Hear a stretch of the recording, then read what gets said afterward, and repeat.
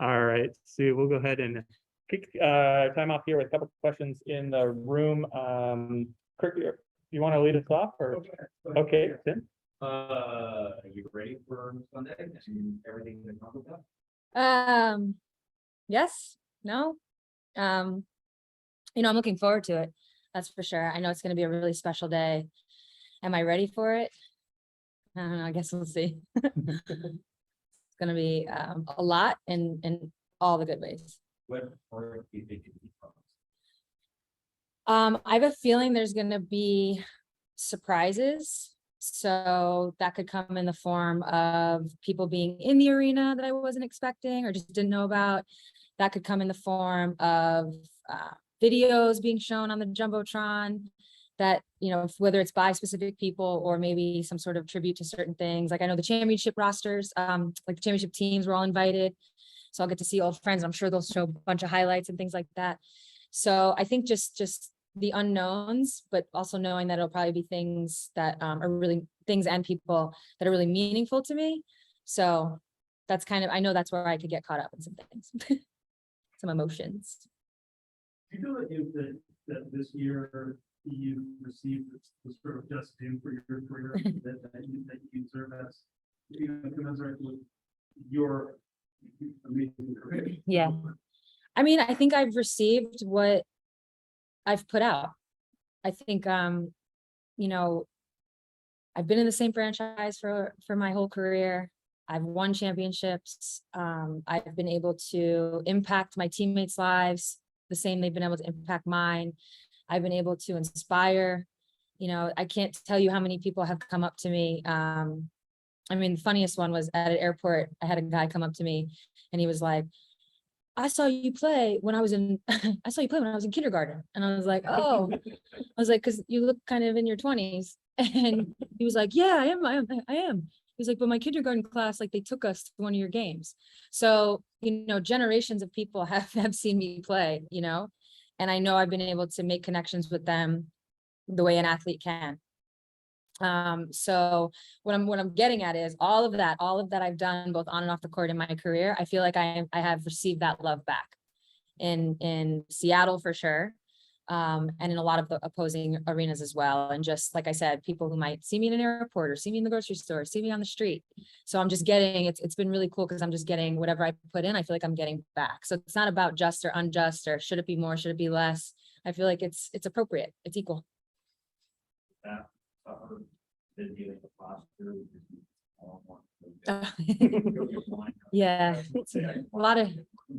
Yeah, a lot of chinks in this armor over here when it comes to age. Honestly, they're more funny than anything else. It's fun to joke about it.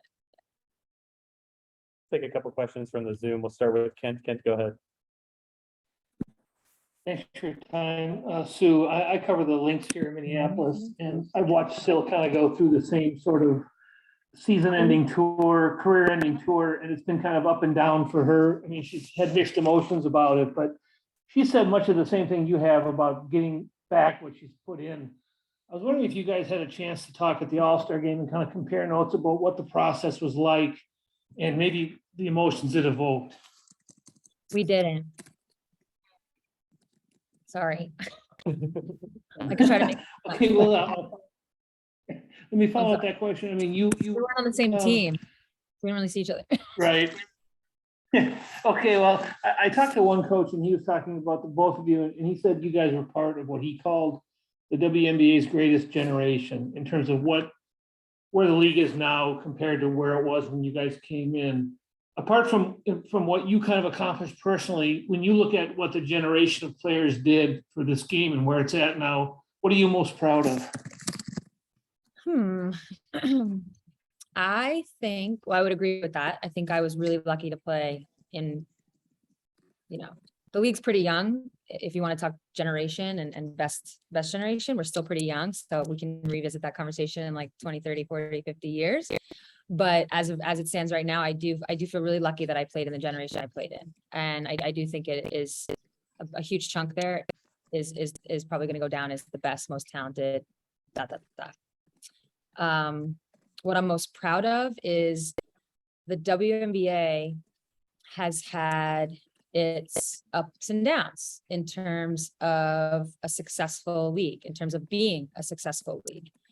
And the one thing we could always, always count on was the product on the floor. That never wavered. Players didn't let their salaries dictate how they played, didn't let, turning on the TV and hearing the WNBA be the butt of a joke on an SNL skit. We didn't let that impact how we played. I mean, there's a laundry list of things that we had to encounter, a lot of hate, to be honest. And we never let that impacted how we showed up on the floor. And we always could hang our hat on that, on the product. And to me, the generation you're speaking of kept the league going when we didn't have the investment, when we didn't have the TV deals, when we didn't have all the things that you're starting to see change for the league now. So to me, we really kept the league going by playing the way that we did. Lastly, just briefly, you played with Sil on multiple Olympic teams. You played against her for 15 years. Can you just give me your impression of her as a person, as a player, and maybe her greatest impact on this league? Yeah, well, I also played with Sil in Russia, and that's really where I got to experience her as a teammate, her as a person, even more so than USA basketball, because you're literally together for like 6-7 months at a time. And the moment Sil got to Moscow, I believe it was her first year out of college, she had an immediate impact on the floor, just immediately dominated. Obviously her size, her stature, she's much more of a complete player now, but even then, it was, I mean, the thing I remember is one of the very first practices, all the post players had to play one-on-one, and nobody wanted to mess with Sil. Everyone was like, just, yep, give her a layup. Nobody wanted to go near Sil. So that was there from the start. And like I said, she's a much more complete player now. You think back to her MVP season, just how dominant she was then, virtually unstoppable.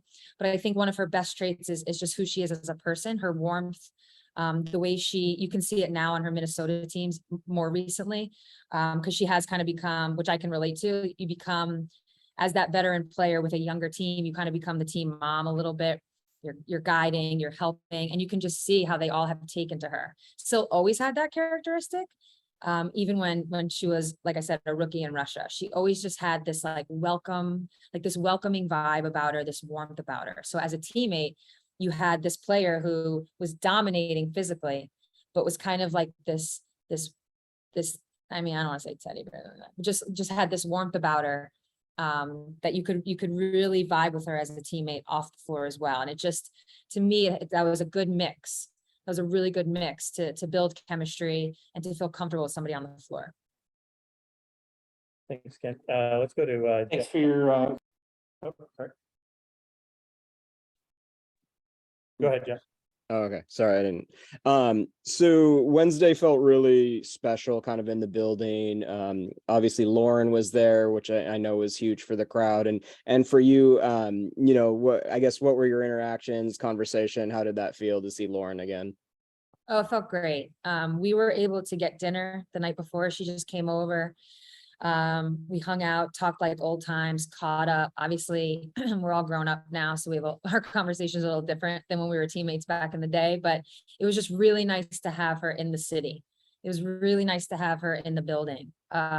She is very much a part of the fabric of this franchise. She's very much the reason that we have, obviously that we have championships, but that we have things like Climate Pledge Arena. She is very much a part of the foundation, the building of what this franchise is, what it stands for, the culture, all of the above. Lauren was there at the very beginning. And so to have somebody like that come back is really meaningful for me because of our close connection, but I think also really meaningful for the rest of the team. It's great to have a Stewie and a Jewel get to hang with Lauren a little bit. It was meaningful for the fans to be able to see her again and visit with her and show her the love that she deserves. And obviously everybody else involved with the franchise. And you just touched on that with Stewie and Jewel getting to meet her and talk with her. Did you have moments throughout their younger career where you would talk to them about Lauren? Oh yeah, I talked to everybody about Lauren. Yeah. I don't want, because Lauren, this is just kind of the fact of the matter.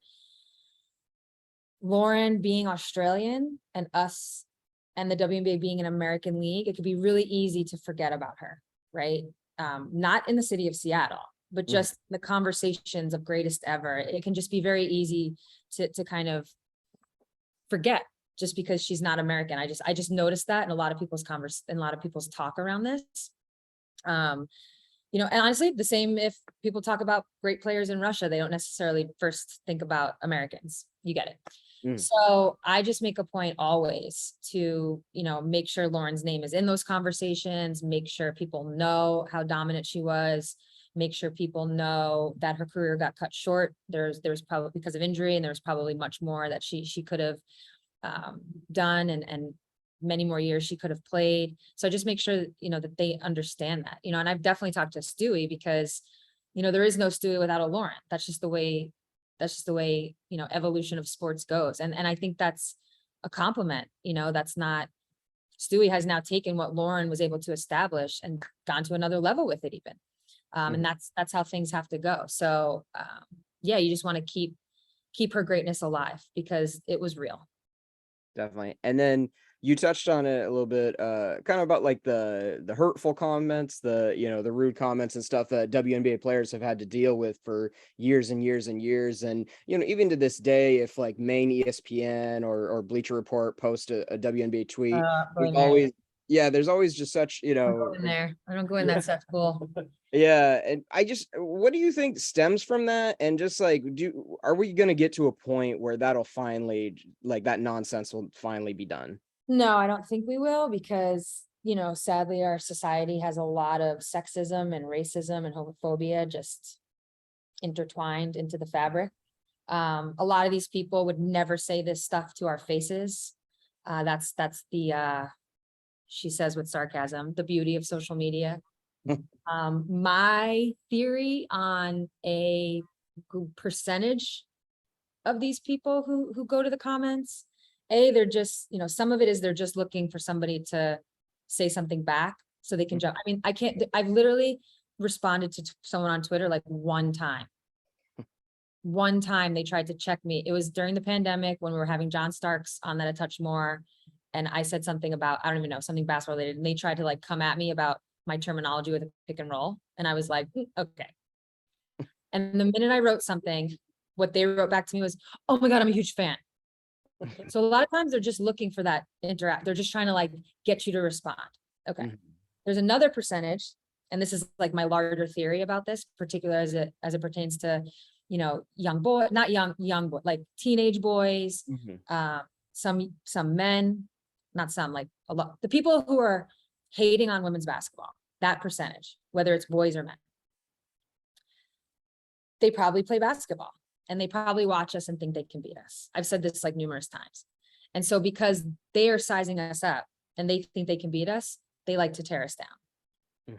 That's just what it is. But the funny thing is like, they would never tear down, I don't know, Little League baseball. They would never tear down, but I'm sorry, let me backtrack. I was ahead of myself in my thoughts.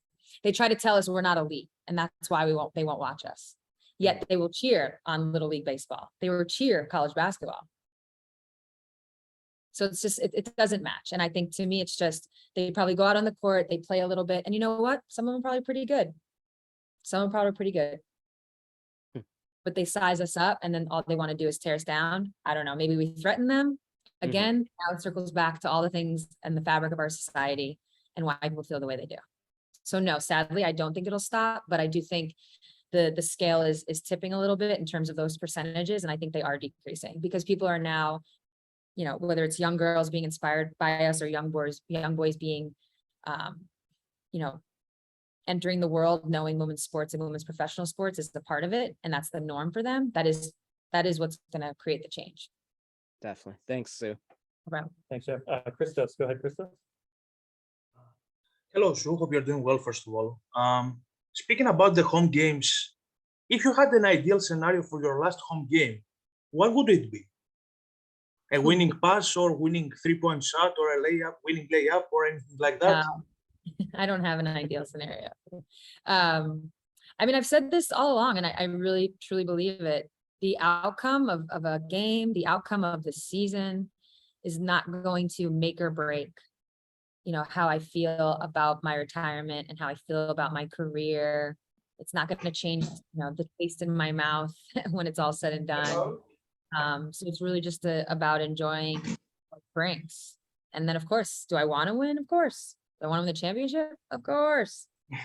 So there's no ideal scenario there. You just got to go out there and play, and whatever happens, happens. And also 2002, 2022, what did you see as the biggest difference about the league, about the interest of the fans and all those things through the years?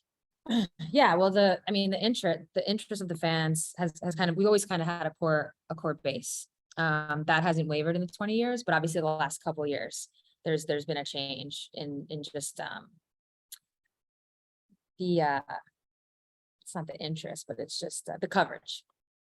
There's been a change in the coverage, and what comes with that is more fans, more people talking about us, more TV time, all those good things. As far as the on the court stuff, I've said this time and time again, it's really been survival of the fittest out there. When I came into the league, there were 16 teams, but I would say by my give or take, like my third year, there was only 12. So very quickly it dropped down to 12. And there were even years where we only had, now we have 12 roster spots, teams can carry 11, but for a while you could only carry 11. So you're literally, and with each draft, I always make this joke, but I'm like, with each draft class that came in, it was survival of the fittest just to make a roster. And the joke I make is like, and then there was, certain people that just wouldn't retire. We didn't really have a lot of retirements. The league was like fairly young for a while. You really didn't have a lot of major players retiring because we were all in our 20s. So again, survival of the fittest has really shaped this league and really shaped the talent of this league and the competitiveness of this league. And I think as we've gone, it's just gotten better and better. Thank you very much. Thanks, Christos. Hunter, go ahead, Hunter. Hi, Sue. You've spoken a couple times about how the crowd last year, when they were chanting your name, it kind of helped your decision to come back this year. Have you thought about that moment and how it's going to kind of reflect on Friday, or how those emotions will be similar? Well, you're talking about the one more year chant, and there's been some people who have tried it, and it's interesting how last year, immediately, I took to that. Immediately, I heard the one more year chant, and I felt it. And this year, I'm like, nice try. See you later, So I think that speaks to where I am and my, me being at peace with this being my last year. But yeah, I touched on it earlier. I really don't know what to expect, except I know there's going to be just a lot of different things happening within the crowd, on the Jumbotron, everywhere. And, listen, you're probably going to see some tears. I'm gonna do my best, but it is what it is. And then, Sue, I know you were saying you have, you already feel like there's a bow on your career, but how excited for you that you're going to end the year in the playoffs, and how excited are you for the playoffs? Very excited. Obviously the standings haven't been set yet, so there's still work to be done and on exactly where we finish, but it means we have an opportunity no matter what. So we've done the hard part, which is clinching, and like I said, that means we have an opportunity, and I think for this team that's all we need. Thank you. Thanks, Hunter. Percy, did you have a question any questions before we go? For Sue? Not for me. It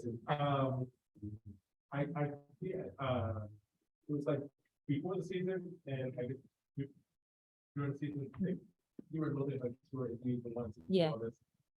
Are you happy that you did it? Are you happy that you did it? I am. There's been, I was, as you know, it wasn't like I was torn per se. There was just a lot of different ideas swirling in my head, and I kind of was seesawing between them. Finally, I got to a place where I felt good. And the second it came, the second I hit send on my little Instagram over there, I just felt lighter. It was just this weight, I think, that I didn't even know was weighing on me. But before I actually get to that moment, there was a moment where I realized, okay, physically, this is getting a little harder. Mentally, it's getting a little harder. This is probably my last year. So I'd already kind of come to terms with that. It was just about the actual saying it or not. And that was the weight. That was the weight. Not the if am I taking away an opportunity to play next year? It wasn't that. The weight was, knowing something, but not sharing it, right? And so once I just felt immediately, I felt lighter. Immediately, I felt like my interactions with people, everything from my teammates to, you know, maybe a fan on the street to even like people in my life, family, friend. Now all of a sudden, people knew how to interact with me.